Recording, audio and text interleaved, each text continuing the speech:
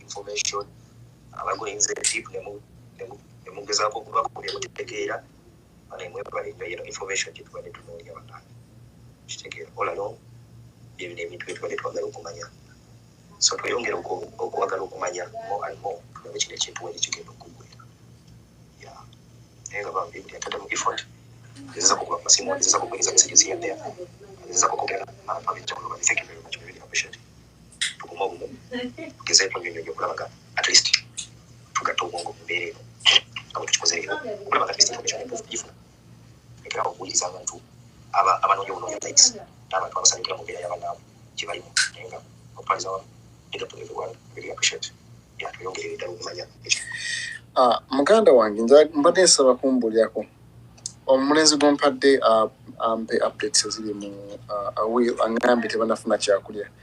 How true is that? Okay, tufune omuntu omwali ali omulenzi kusaidia abalenzi twagalayo abawala muri fine twategedde muri fine so fine nothing is wrong tuli mwala yabudogamba nti muri bubi nekiri ekyo okyobutalya nsaba omulenzi yenna ali ku awesaawe alaba live stream eno oba gwomanyi ng'ali ku awesaawe eno muwindize link eno mugamba ajje twagala kwogerako naye please twagala valid information twagala mugambo gutokomuka twagala bigambo bya bulimba twagala funa information before tunava ku live stream because enchenga na releasing a video njoja to come State House. I'll make a video tomorrow for this issue because telling media house to make bring information in. We're just bali ku bintu birala nnyo bya kulonda kwa Kenya bitatukwata nako njagala nkole video ngegenda straight mu State House.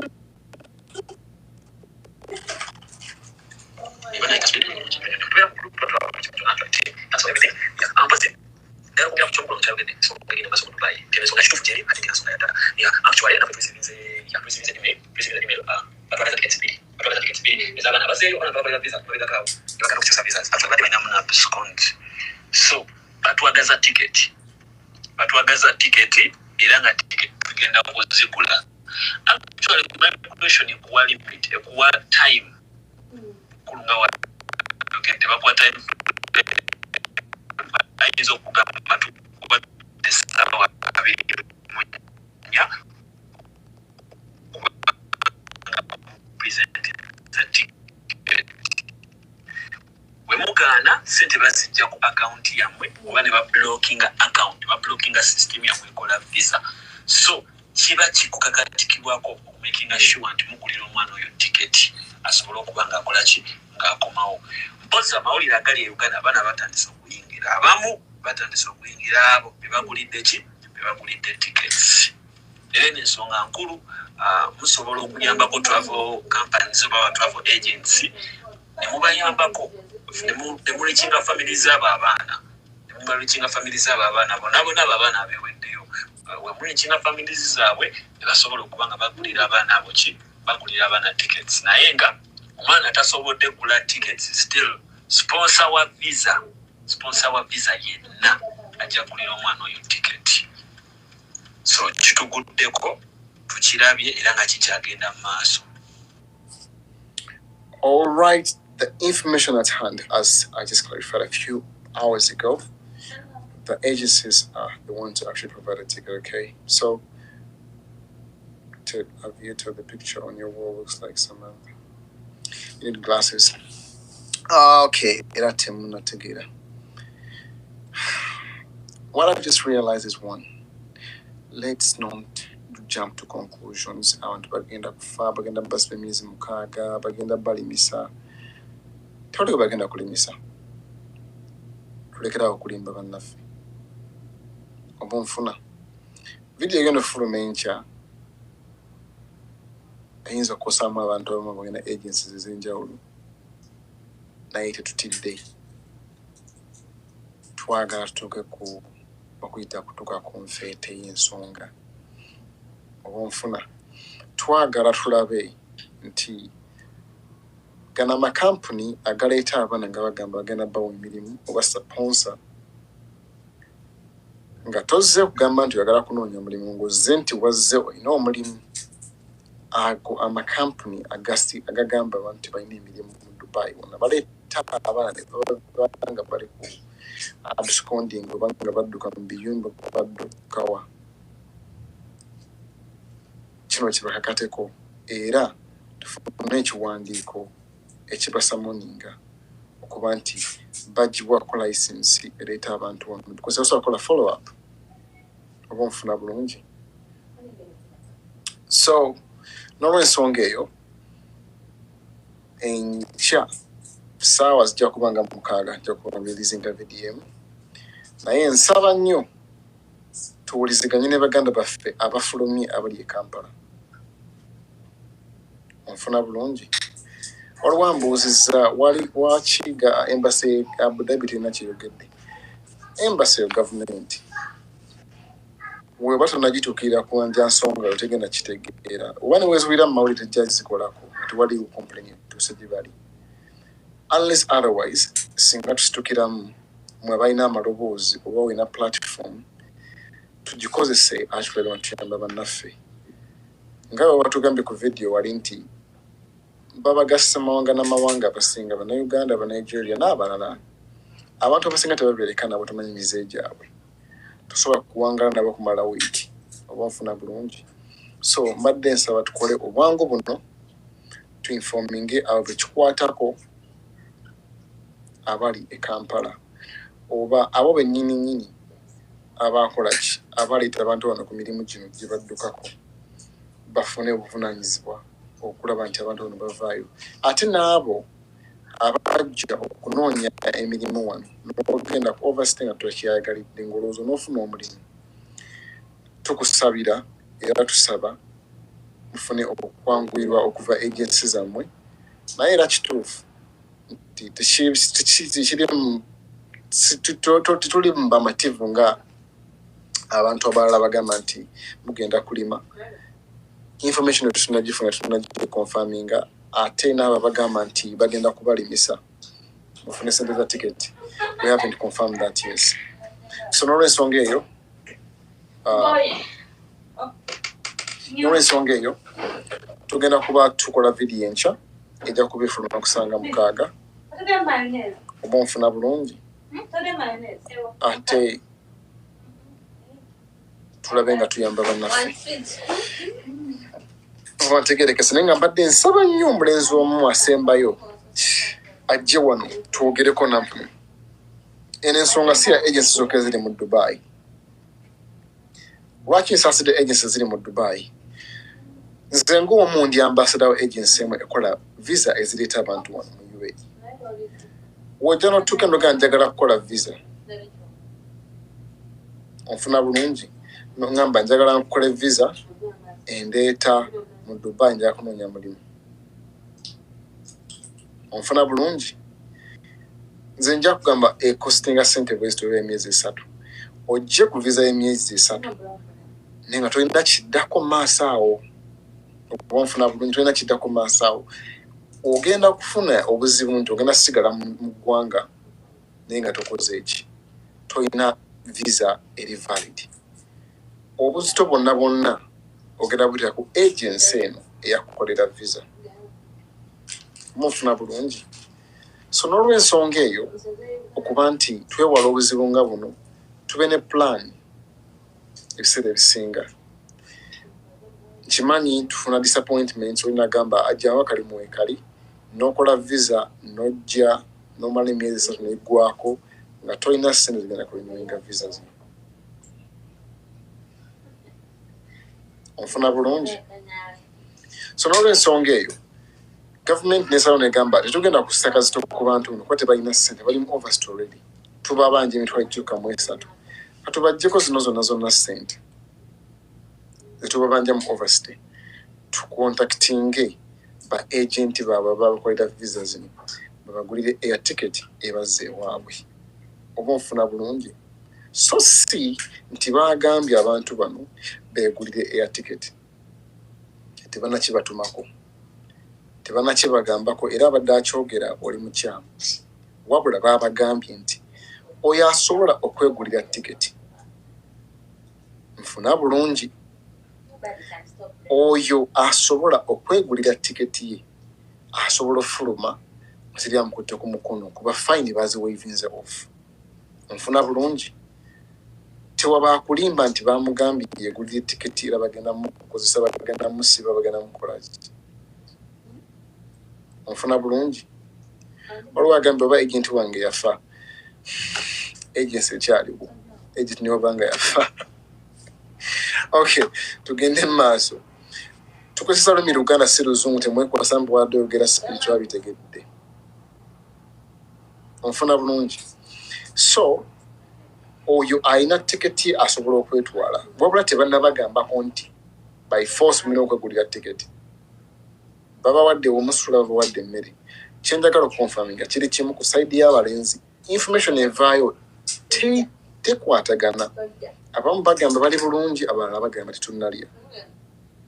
Onfuna bulungi. So mbadde nsaba wabaayo omuntu yenna ali ku saidi y'abalenzi nga oli ku kampu essaawa eno nsaba ojje wano simanyi eno user simanyi omulenzi. Hello? Hello?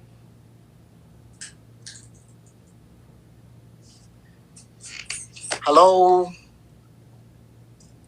Kayondo tata. Ndi Uganda. Wanji? Ndi mukazi.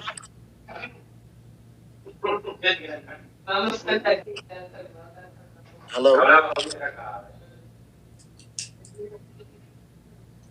Mukyala Kayondo. Yewambye.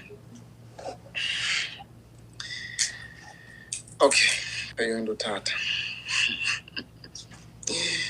Katufuneyo honesty w'omugisha. Oli mulenzi oli mukazi.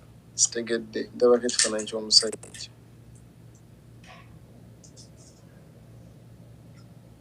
Hello?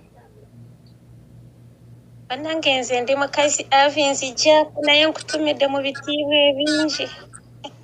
Nkale sula bulungi.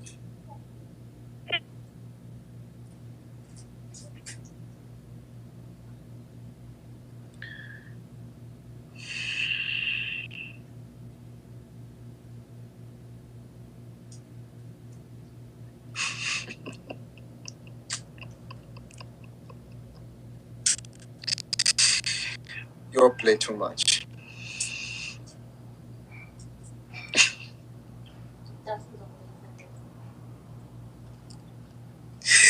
Tuli ku nsonga eri serious muganda wange.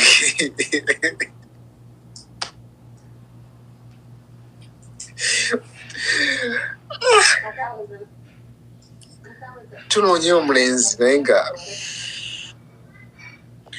tunoonye omulenzi. Nagezeza kukwogera naye so by the time wezizemu okukubirawo ajagala ajje ku live simu yabadde teriiko naye kagezeko omukontaktinga ne IC. Let me try to get that information. Kale muganda wange gezaako ofuna information njagala kumaliriza live mbadde nkyayo live kati njagala kumaliriza live naye nga amawulire agavudde ku saidi y'abawala tebalina buzibu bwonna. Tebannabasaba ku ssente za gula tiketi era tebannabafosinga gula tiketi. Balya banywa basula bulungi. So abalenzi nfunyeko munangamba tebali bulungi tebannabasaba ssente. Omunangamba tebannalya era baseese 5,000 okufuluma. So tugedde mawulire matuufu naye nga nkyakonfirma saidi y'abalenzi ndabe ate abalenzi bali batya kuba bawala bagaba tebalina buzibu bwonna naye abalina passport be bayita. So kasooka tukonfirme ku saidi y'abalenzi ati nkudde muganda wange.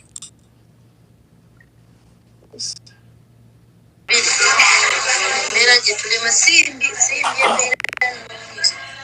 Abaana bwe bali bangi kati tuli eno tulina kulifaayi balinga basidde mu kikomera ky'eno nze kugamba kati saye bakube kibatuwadde ngera kusibika kawapala kibatadde mukasi tali muwala bulungi kaleeta ateekamu okaza twanamutuwa enkyere batuwadde mukyere nankoko nemmere yaleere badde nnungi batuwadde mukyere mwana gwe batusibidde walungi netulina ne wifi Tuyinza okubeera bakabanga kati tugenda. Okay, that is the information from the girl's side. Abawala muli bulungi temulina buzibu.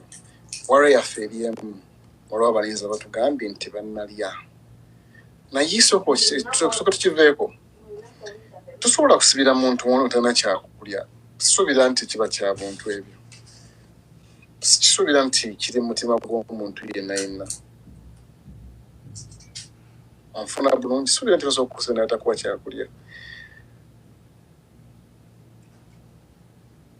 I cannot believe that. Ngakwadde okusoma kwa Wi-Fi n'omufaliso. Bagana okuwa ekyokulya.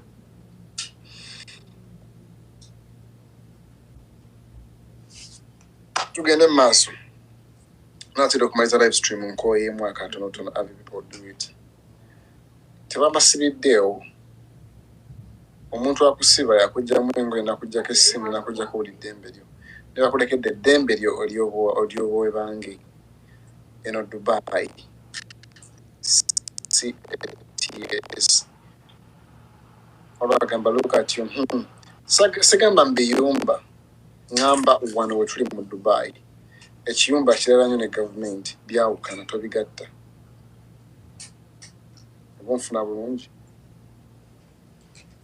Teri agenda kuteeka mu kiyumba kya Mwalaba akuma emmere akuba emiggo akutwale. Abamu babikola. Naye obanga olina essimu yo, olina Wi-Fi, olina osobola okubiraba n'oyogera eryo ddembe ly'abantu. Omufuna bulungi. Gavumenti ennamba tesobola kukwata muntu. Nemuggalira wantu nemwa Wi-Fi n'okusula negamba tegenda muwa kyakulya. Obiranga agenda okutta omuti. So, saagala kuwuliza side emu y'abalenzi. Njagala nfune general knowledge okuva mu balenzi ab'enjawulo. So, obanga oli mulenzi ng'oli kwaweeru, nsaba sendika request. Yogerako naffe. Oba jjangu mu comment section. Batasobola kwogera. Nsaba ojje. Prince Midge, I've already sent a request, bro. Okay, wait.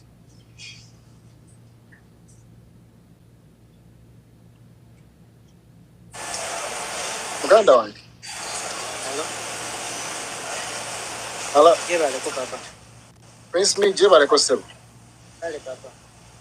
Naye nga sikuwulira bulungi na earphone.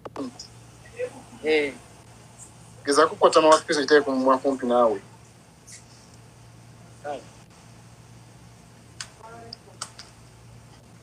Kakati mbeera ki egenda mu maaso awo? Kati nze information gye njagala okuwa. Yes, sir. Kuba nze ndina muganda wange.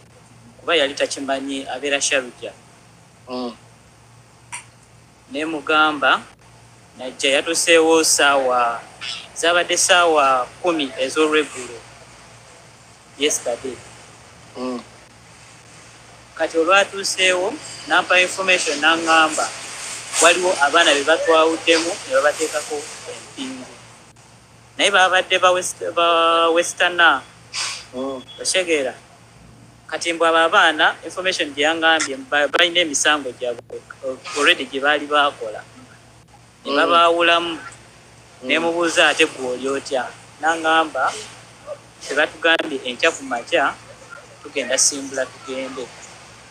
Naye kati ne mubuuza nti ate gwe tebakusabye ssente. N'angamba tewali gwe basabye ssente. Kozi nga abalala babasabye naye nga tewali gwe basaba ssente. Tebabayisa bubi balya. Kuba nze oli bro wange tasobola kunimba. Oshegeera. Yangambye babayisa bulungi. Okujjako bano be bajjeemu ab'emisango waliwo abalina emisango gyabwe. Polisi ya wano ogimanyi.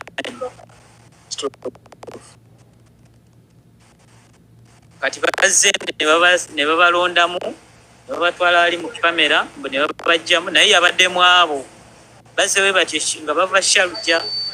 Shegeera bro.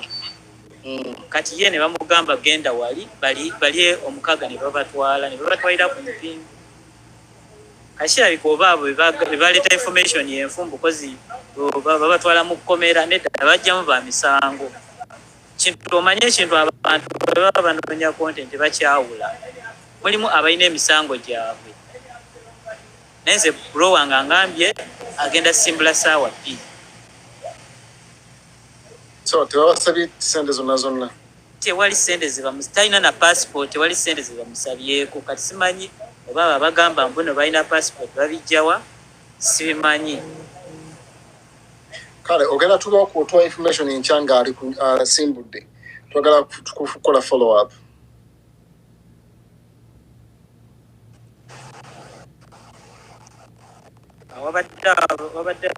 wabaddewo omuntu ankubira. Kale ngenda kukuwa information nga asimbudde. Kale muganda we kasokwe nkwekereze yawe. Okay, so that is been on the that's been a hearsay, but let's get to nsobola okufuna omulenzi omu alikuwa wile essaawa eno yakakasa kyakulya information eva. So far I've got like 3 hours of information because I was there yesterday and today. Oina information kubalenzi. Let's hear what you have to say.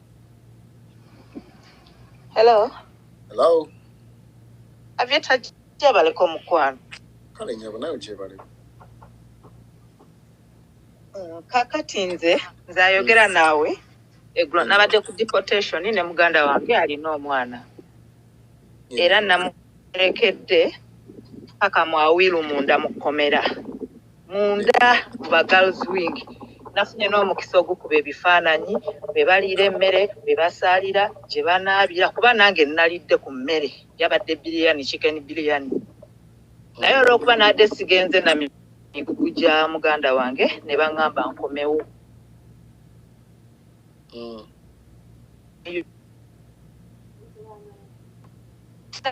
Eating food, they are watching movie, bana bali mu AC.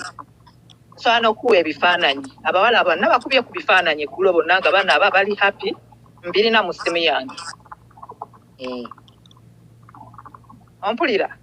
So information eyo gye mpulira sigitegeera nti babasabye ssente kuba ffe tebanatusaba ssente kuba ffe twavudde ku Terminal 2 olw'ensonga twabadde n'omwana kuba waliwo be twaleseeyo nga babaganye abaana baabwe nga bakkirizaako bamaama bokka ng'omwana omuleka if you don't present empapula gye wazaalira omwana. Kuba waliwo abagalira mu bed space tebagenda mu ddwaliro era naleseeyo abakyala 2 zibise n'okuzirika because of their kids nga babaganye.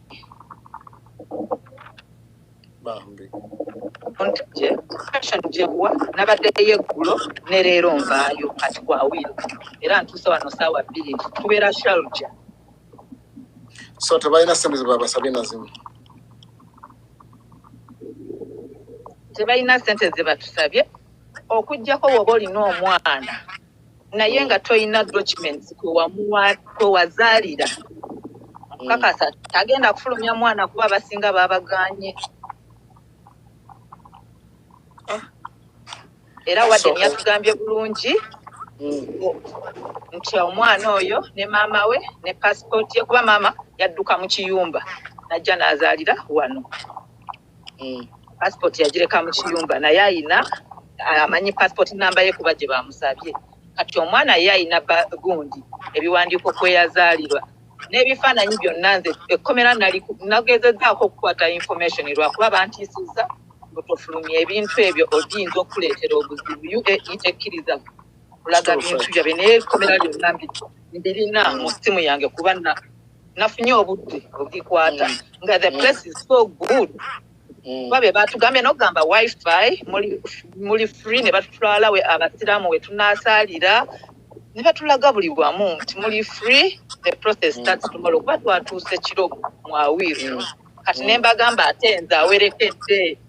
Am I allowed to go back? Ne bagamba you go back. Show us your documents. Ne balaga ne bangamba go out. Lwakuba emmotoka eyatulese ya police ate si eyankomezzaawo nti bo teba omulimu gwabwe baleeta buleesi naye tebakuzaayo. Kati nafunye taxi era yandeetedde twagigabanye n'abalenzi ababadde bawerekedde bakazi baabwe ab'abaana. Yatuletedde eddira mu bibiri abamu baaviriddemu ku union nze nendeta paka Sharjah. Kye basaba ngamba era we bamutumye ebintu byembituteyo webale nnyo okuba nti otuwadde information yo at least abamu bategedde ensonga lwaki tebakkiriza from abaana baabwe oluusi badde beebuuza lwaki tebanzikiriza woba tolina documents gwe wamuzaalira ddwaliro nga gwe ebibyo kuba nze nalese mukwano gwayo mukwano gwange bonna balina abaana naye owaffe twagenza will oli ne bamugaana olw'ensonga talina mpapula kwe yazaalira mwana n'abantu balekerawo okuwa wrong information era n'enkya bw'anampita nga balina kye beetaaga I'll go back webale nnyo okubeerawo omwana munamutta kuba olina okulwana n'emigugu gyo ku mutwe oyingire n'ebintu byo ate ng'oli talina wakikola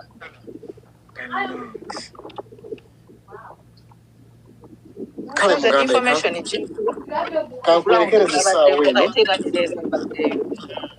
kale bambi nja kuba njugoye kwogera naawe enkya tugenda kuba tugungira obayita ate mutu information endala bambi kale kuba nze enkya ndi ready okugendayo paka lwe nnaamulaba ng'alinnye ne wezinaaba nga bagambye ssente era bajja tubuukira